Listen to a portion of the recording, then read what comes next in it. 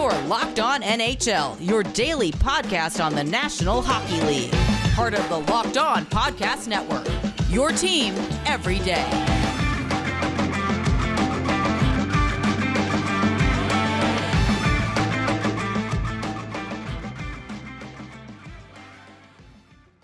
And now it's time for our bi-weekly Women's Hockey Spotlight, and that means we bring back to the show Erica L. Ayala. Erica, welcome back.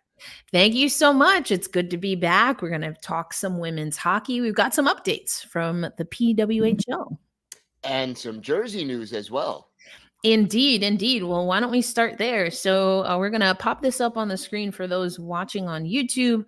For our audio listeners, we'll do our best to describe them, but you can see the home and away kits for, that's a soccer term, but the jerseys, the sweaters for the PWHL teams. You've got Boston will have a nice green and white. The white jerseys for all teams will be the away. Montreal, kind of like a red or maybe more of a burgundy, because you also have Ottawa that's more of a proper red.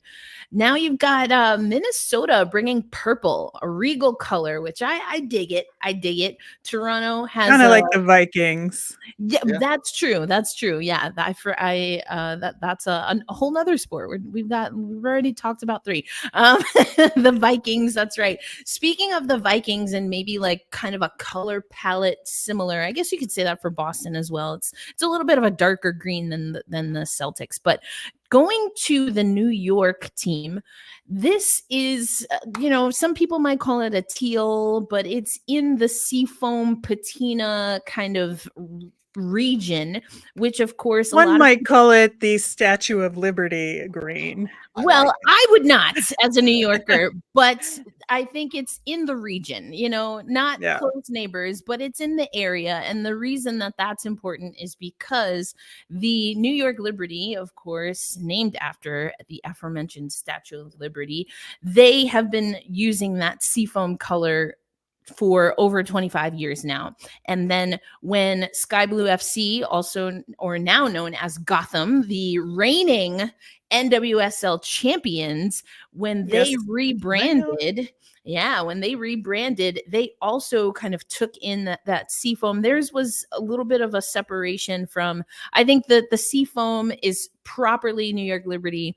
Then we got a little bit more of a greenish tint with Gotham, and now you have this for the PWHL. So a lot of people have made note of that. And then Toronto in a blue, whether it's the Maple Leafs or even the Toronto Furies of the CWHL era, we have often seen blue represented. And here's just a little bit of a close-up of the Toronto jerseys. So you'll see there's a dark stripe horizontal across, and it's color blocking then to the main color, either blue or white for home and away, with just a little stripe at the sleeve, and then also across the bottom, and then the dark black, or not the black sleeve and bottom of the jersey here. So that's what we're going to see. You also see the Canadian Tire logo is there on the shoulder. So I want to get y'all's thoughts on the jerseys before I kind of offer up what the conversation has been in women's hockey circles. Well, I think that first off, there's no like team names or logos for them. They're all the same, and they all have just the city names diagonally on the front. Kind of like in the New York Rangers style. Mm-hmm. They all look like that. And like, I'm of two minds there. Number one, they just wanted to go with some consistency and put a statement out that this is a unified league, right? So we all have a unified look. That is, I think, one way to interpret it. Another way to interpret it could be that they, I'm air quoting, focus grouped the potential team names that got leaked via the trademark copyright that we talked about. People had a generally negative reaction to it, and so they decided to rewind and go back to square one and just start with these generic team names for now, and then figure it out for year two. Yeah, for sure. they are uniforms in that sense. I mean, I think they look solid. I mean, I think that it's a clean look. It's a basic look. And, you start with that and we'll see where it goes in a few years, whether they keep that look or whether they expand on from it. But I think it's a solid start. I mean, they will definitely be wearing uniforms. I think I can hold space for multiple things. I think immediately it's disappointing. We had, even for the CWHL and the NWHL for sure, just really great baseline uniforms. Now, there were a lot of other things that players and even fans did not appreciate from those leagues, if we're being honest. And we've talked about those, here and there. But, we had the Furies, we had the Riveters, the Minnesota Whitecaps, or even the Connecticut Whale, and the original design at that bottom, kind of what I was talking about at the blocking, where it had the whale fin as a design there. I think we've just seen so many great women's hockey jerseys. These definitely are not going to make a top 10 list of overall hockey sweaters. That's for sure. I think it is interesting to bring up that we're definitely leaning into the PWHL. This is a singular league. I don't know that sports fans have difficulty differentiating a team from a league, or knowing that a team is a part of a league. So is that necessary? I don't know. But I think for me, though, what this speaks to is that had the league decided to give themselves a little bit more runway, maybe things like this would have been a little bit cleaner. We also heard from Stan Kasten, who represents the ownership group, and Jana Heffer. They had media availability. Stan Kasten talked about a lot of things, including that they are not expecting to have specific team branding, whether that's logos or team names, for the inaugural season. He did mention that they hope, and the plan is to have everything broadcast on television, or what some people will call, linear, as opposed to just digital. What the expectation, so that's the expectation and the hope. What he also said is that regardless, in the first season, for sure, that fans should be able to stream PWHL games. So for me, that is a wide range of an answer. So we will get to see them. Will we see all of the games this season on cable or broadcast or network television? I'm leaning towards no, at least not right away. But I guess we'll just have to see. But these jerseys came at a time where we also got, we talked about this a little bit last time, but we also know that the teams are in market for training camps. And so the training facilities, we went through that a little bit.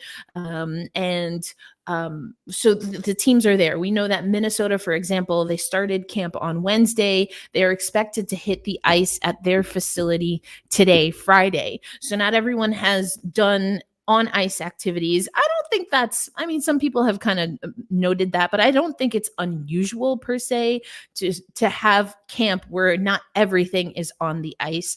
And this is a league of players where a decent amount of them have not had consistent kind of like league style competition on a regular basis. It's been more barnstorming. So that doesn't bother me too much. We also know that they announced a fan fest, which is going to happen at Utica University, December 5th. All of the teams will be at Utica, which is also where Women's Worlds will happen for 2024. And they'll be competing kind of round robin style, but there's only one game that's available to the public, and that is PWHL Ottawa versus PWHL New York. And that's going to also include a player meet and greet and all of that stuff. So we're still kind of on a slow roll, even as media, to get access to players, to get an understanding of what kind of the scheduling is. And as someone who is trying to launch the women's hockey chapter of the Professional Hockey Writers Association, even I've had some difficulty getting some of those answers, but it's coming out in a slow roll. And we also heard from Stan Kasten that they have hired some people, and he did mention that some of the hiring was it took a little longer than they expected. Again, when you only have 6 months, any little hiccup is going to derail you. And so he did mention that now that they have someone in place that is really going to oversee the league, Amy Sheeran, who has worked in women's hockey and women's sports before, that there might be some things that they're ready to announce once it's gotten, the final look over. There might also be some things that they go back to the drawing board about. So I guess we'll just have to wait and see, but we're marching really close to December, and that means there's only 1 month left before the puck drop. We don't have an official start date. We don't have an official schedule, but that's kind of where we're at right now. Getting very close. No question about that. Yeah, for sure, for sure. And then we have one more item here that makes me a little sad. And we know that because of how things have happened in women's hockey, not just with this league, but over time, that there will be times where players decide that for where they want to be in their life, whether on the ice or off the ice, that this just isn't a viable option. There have been several players, but the most recent that we heard from on November 14th is Saroya Tinker announcing her retirement. Over the last 22 years, I've laced up my skates to play the game I love, but it's time to pivot. For those not familiar, Saroya Tinker, a defender, went to Yale University, played first for the Metropolitan Riveters in her rookie season in the NWHL, which then turned to the Premier Hockey Federation. And she went out as a champion. She was a part of the Toronto Six in the PHF, the last ever PHF and Isabel Cup champions. And she's calling it a career. But we do know that Saroya Tinker has been involved on so many levels. She actually is the executive director of Black Girl Hockey Club Canada, so the expansion into North America, led by Saroya Tinker. She's also dabbled into some storytelling on the broadcast side of things, which has included some great women's hockey stories. So, of course, we wish Saroya Tinker the best, and can't wait to see what she's going to do and how she'll impact the sport and beyond. But it is sad to see another player hanging up the skates. Yeah, well, we wish her all the best. And Erica, thank you so much. Always great to talk a little women's hockey with you. And we'll see you in a couple of weeks. Sounds good.